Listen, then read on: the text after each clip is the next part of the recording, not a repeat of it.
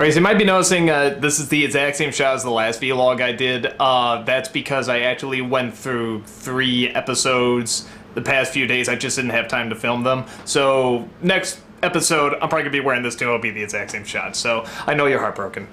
And I'll also warn you, I cannot say this guy's name. It's the guy, and I know I'm terrible at names. That's like a running thing through these, but Rene Odo from Deep Space Nine. I'm mentioning that name because I really like him as a voice actor. I like him as a regular actor too. Not the voice actors aren't regular actors, but you know what I mean, a live action actor.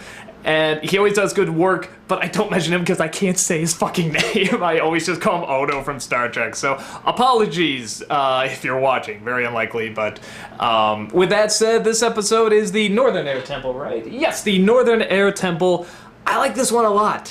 What I like about it is that it tackles an argument that is still going on today in many respects, and is still a very difficult balance. And what I mean in this one, this is the one where Aang goes to, they find the Northern Air Temple. There's another air temple, he's shocked to hear. And there's also more airbenders, which sounds phenomenal. They go to this temple, and it turns out it's just people who are really good at engineering devices that make it look like they're flying, like hang gliders and little planes and so forth, balloons, so on and so forth.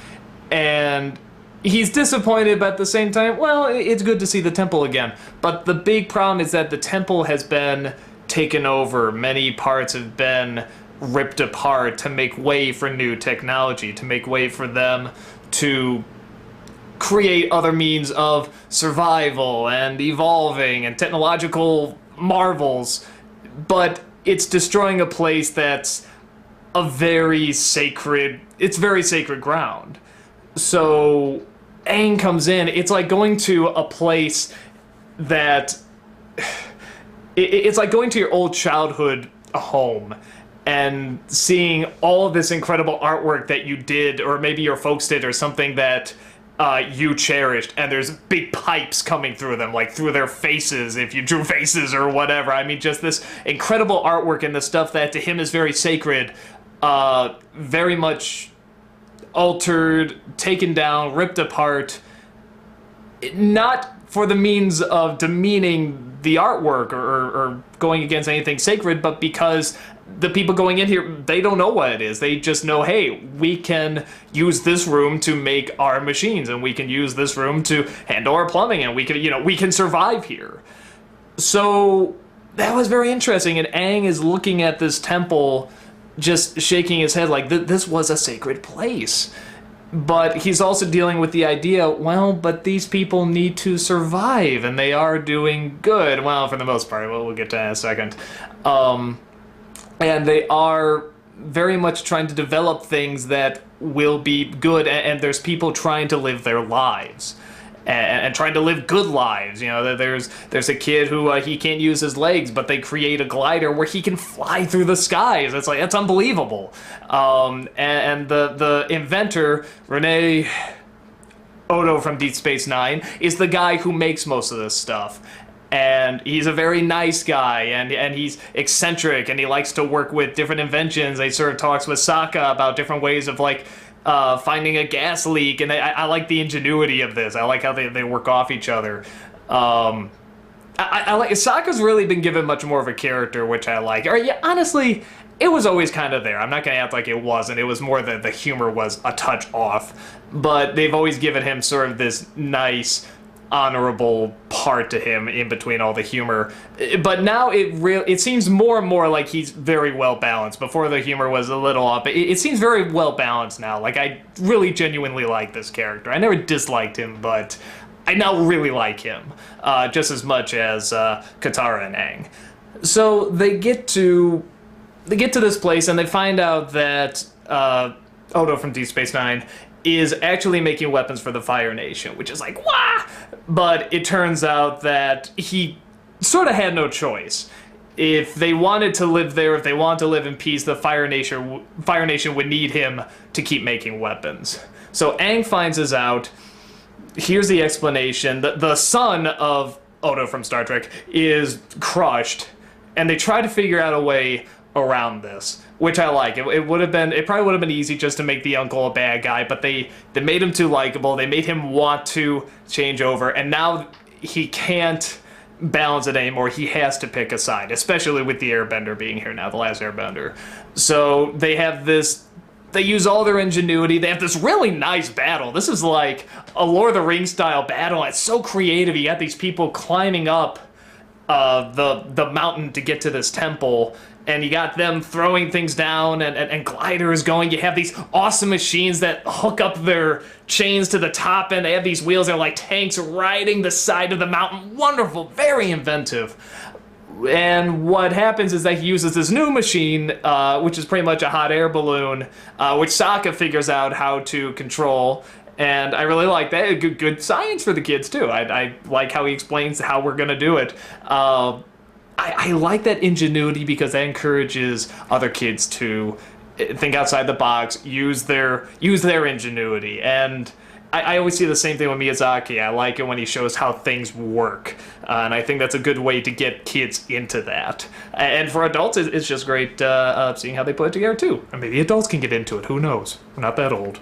So what we have is this big battle going on, and they finally win. They cast the people down, the Fire Nation. It looks like it's all great. And it has this wonderful ending where the Fire Nation has the hot air balloon. They say, we may have lost this battle, but we have gained something really great from it. They now have a new weapon, these balloons, because that was always the thing. The Fire Nation could never get in the sky. They could never conquer flight, and now they can. And that's a great ... That's a great holy shit, this is bad kind of thing, because now it's like nothing is going to be safe. So that was a really good area to leave it off of. The one thing I did sort of question about this, and I don't know if it's intentional or not, is that there's one room they couldn't get into, and that's where the uncle, I guess the uncle or the father, I'm sorry, but is making these weapons. They say only an airbender can open it. Now, Aang opens it, but how did they get in before? Oh, you know what? There might have been that secret entrance there, because there's one of the Fire Nation guys come up that way or something. Maybe that's it, but that'd be interesting if they're building that up for something, like maybe there is another Airbender, who knows. But what I really enjoy about this episode is that this is always a really good debate about how close do you hold tradition. And a lot of things that Hollywood likes to do, and I'm not entirely against it, but they really like to show tradition. It's just tradition. Come on, move on. You're getting stuck with your traditions. I mean, this is the very, screw religion side of Hollywood that don't act like it's not there. But, they're very much, you want to just keep chanting stuff and live in the past and stuff. Come on, move forward, help people now and stuff like that. And they're not necessarily wrong. I'm not saying that there's anything wrong with moving forward, leaving the past in the past, but there is something to be said that there are great marvels that are made. It's sort of like demolishing the pyramids to make room for houses or something like that in Egypt. Well, on the one hand, yeah, you're making houses for people, and that's great, but it's the fucking pyramids. So I like how this is a good debate, and I like Aang really struggling with this. And you can identify with it very quickly. In something like Fiddler on the Roof, you just know where, who they're gonna side with. They're not, even though they try to show the traditions, they try to show how much it means to him, it's still, they're gonna go with the revolutionary, they're gonna go with the new ways, they're gonna go with, the young people essentially being right. Even though everything doesn't go their way, that the younger people and the people breaking the tradition are the ones who are more in the right. I like this as a little bit more you're not sure. I like that they keep it questioning it a little bit more. And at the end, they do sort of say it's, they have a good heart, they have a good spirit, and they're doing this for the right reason, so it's all right. But at the same time, they are, that image of the painting of the monks and that pipe coming through one of the faces on the page. I thought that was such a strong image. That is a very strong image. And tradition, I hate talking this way because I'm usually not a big traditional, person for tradition, but it does have a place. It is important to remember the past. It is important to look back at the past, see what we've done, how far we've come, the patterns that will come back, the good of it, the bad of it. It's, films. I mean, if we saw a movie once and then never again, if we didn't have DVD or they didn't re-release or anything, I mean, we wouldn't be able to learn as much from it. We wouldn't be able to study them and look at them or great works of art. So I really respect the fact that they tried to get that balance out there and they try to really question it and don't play to both sides, but obviously you're leaning towards this side. I thought it was a real good dilemma. And it was a good struggle he was having. So I enjoyed this one immensely because that's a tough argument even for adults. I mean, let alone to have in a kid show. And I thought the way they came to the resolution at the end was a good mix. I thought that was a very good resolution. It's a very good way of showing it with the little crab, the little hermit crab animals, or whatever those were. So I enjoyed this one immensely. I thought this was a very, very good one. I mean, does it tie directly into the story? Not much, they get a balloon, the Fire Nation, but it doesn't matter. Filler episodes are fine if they do them very well. I thought this one was done very well and showed us a new place and new people, and I enjoyed it immensely. So, that's this episode. See you in the next one.